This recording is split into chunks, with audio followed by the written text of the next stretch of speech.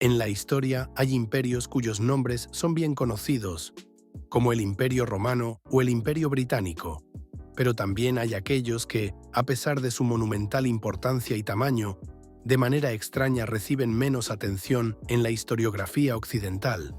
Un ejemplo de ello es el Califato Omeya, el mayor imperio musulmán que el mundo haya visto. Se extendía a través de 3 continentes, se consideraba el centro de la cultura, la política y la ciencia de su época, y dejó una huella duradera en el mundo islámico. Sin embargo, a pesar de su enorme importancia, sigue siendo para muchos un capítulo no descubierto de la historia.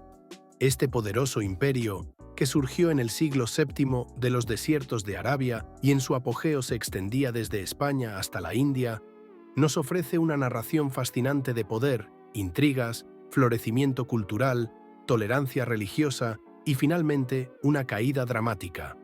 En el video de hoy, por lo tanto, examinaremos la historia de uno de los imperios más poderosos de la historia. ¿Cómo pudo expandirse tan increíblemente en tan poco tiempo?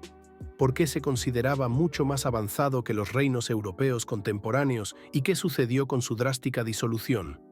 Todas estas preguntas interesantes las abordaremos en el video de hoy. La fundación del Califato Omeya en el año 661 después de Cristo marca un punto de inflexión crucial en la historia del Islam. Sin embargo, al principio, la familia Omeya era un feroz oponente de Mahoma. Los omeyas eran entonces una de las familias más respetadas en la Meca y se convirtieron en líderes de la oposición contra el profeta islámico. Solo cuando Mahoma, en el año 630, conquistó la Meca desde Medina, la familia adoptó el Islam y desempeñó un papel clave en la construcción del gran imperio.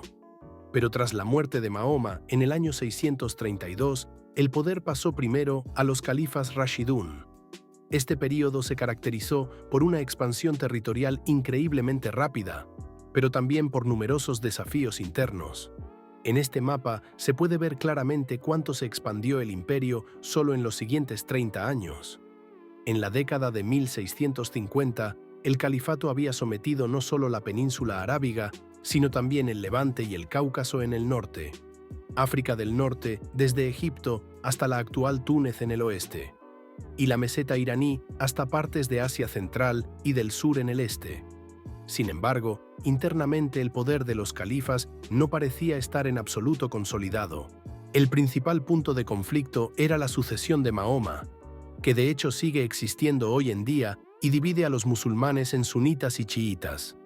Así, los califas Rashidun son hasta hoy llamados califas bien guiados por los sunitas, mientras que este término es rechazado por los chiitas.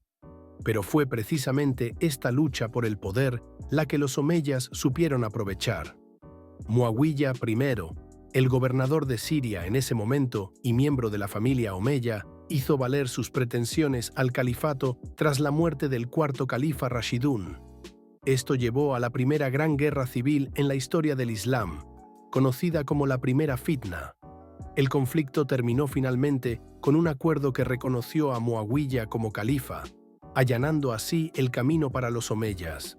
Con el establecimiento de los omeyas como dinastía dominante, el centro del poder islámico se trasladó de Medina a Damasco. También cambió el sistema de gobierno, pasando de un sistema más igualitario y comunitario a una monarquía. Sin embargo, lo que persistió fue la continua expansión. Un evento particularmente notable fue la incursión en Europa. Tras la conquista de gran parte del norte de África, los ejércitos omeyas cruzaron a España. Allí, en muy poco tiempo, lograron derrotar al reino visigodo en la península ibérica. Esta conquista condujo a la fundación de Al-Ándalus, un importante centro de cultura y poder islámico en Europa. Y tras el éxito en España, siguieron avanzando hacia el norte. Solo en el año 732, en la batalla de Tours, fueron detenidos por los francos bajo el mando de Carlos Martel. Sin embargo, incluso en el este, el imperio continuó expandiéndose. Después de tomar el control de grandes partes de Asia Central, llevaron a cabo más campañas exitosas en el actual Pakistán, partes de India y profundamente en lo que hoy es Afganistán. Esto sentó las bases para que estas regiones permanecieran musulmanas hasta el día de hoy. también desarrollaron una poderosa flota, lo que les permitió dominar el Mediterráneo y llevar a cabo operaciones militares y comerciales. Pero, ¿por qué fueron los omeyas tan increíblemente exitosos? En primer lugar, establecieron una forma de gobierno más centralizada en comparación con las estructuras más descentralizadas de los califas Rashidún. El califa, en la cima de la jerarquía, poseía la máxima autoridad política y religiosa. Además, los omeyas establecieron un gobierno dinástico.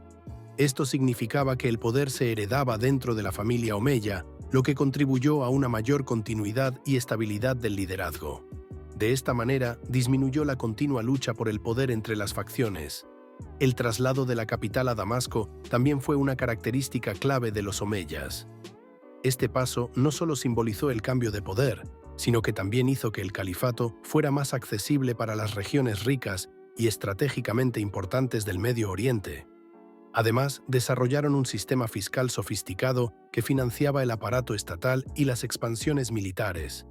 Esto también permitió realizar generosas inversiones en infraestructura, facilitando la comunicación y la administración a grandes distancias. Fue un paso importante para el control de las regiones lejanas en Europa e India. Otro punto fue la introducción de un sistema legal avanzado. Aunque la ley islámica, la Sharia, seguía siendo la base, los omeyas también introdujeron leyes administrativas y penales que reforzaron el control y la regulación estatal. Además, los omeyas practicaban una notable tolerancia hacia los grupos no musulmanes, especialmente hacia los llamados pueblos del libro, es decir, cristianos y judíos. Aunque había un impuesto adicional para los no musulmanes, en general se les permitía practicar su fe pacíficamente e incluso tener sus propios líderes religiosos. Esta política a menudo conducía a un gobierno más estable y menos resistencia en las áreas conquistadas. De esta manera, los omeyas eran considerados mucho más tolerantes que la mayoría de los reinos cristianos de la época, que aplicaban castigos brutales a los llamados paganos. Por lo tanto, muchos territorios se sometían a los omeyas sin resistencia. Los reinos europeos de esa época también se encontraban en una fase de formación, marcada por numerosas disputas internas. Así, se lograron conquistar no solo pequeños reinos, sino también a los visigodos y grandes partes del Imperio bizantino. Solo el Imperio franco permaneció como un gran contrapeso en el lado cristiano. Pero el Imperio omeya tampoco iba a durar para siempre. A mediados del siglo VIII comenzaron a surgir problemas cada vez mayores. Se instauró cierta decadencia y un estilo de vida costoso en la corte, lo que planteó desafíos económicos a la dinastía. Las costosas operaciones militares en las fronteras empeoraron aún más la situación. El problema principal, sin embargo, fue que el poder también dejó de estar asegurado internamente. Por un lado, la familia omeya creció y surgieron diversas facciones. También otros clanes comenzaron a rebelarse con mayor frecuencia.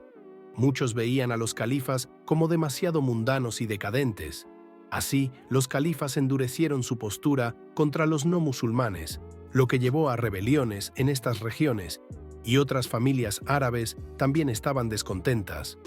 Los omeyas se encontraron, por lo tanto, en un callejón sin salida que llevó a una guerra civil. Los abasíes, una facción islámica rival, lograron ganar el apoyo de numerosos grupos descontentos dentro del imperio y derrocaron a los omeyas. Así, el dominio omeya terminó en el año 750 con la conquista de Damasco por los abasíes y la casi completa aniquilación de la familia omeya. Solo un nieto de Abd al-Rahman logró escapar a España. Se apoderó de todos los territorios españoles y fundó el Emirato de Córdoba, que perduró durante mucho tiempo. Y así podemos finalmente decir que los omeyas tuvieron una influencia increíblemente grande en la historia. No solo difundieron el Islam y el árabe, sino que también llevaron nuestros números modernos a Europa. Poco a poco, estos reemplazaron a los números romanos. Dejaron un rico legado de arquitectura y arte islámico, incluyendo estructuras como la Gran Mezquita de Damasco y la Mezquita Al-Aqsa en Jerusalén. Además, sentaron las bases para la Edad de Oro del Islam durante el período abasí, cuando la ciencia, la economía y la cultura florecieron.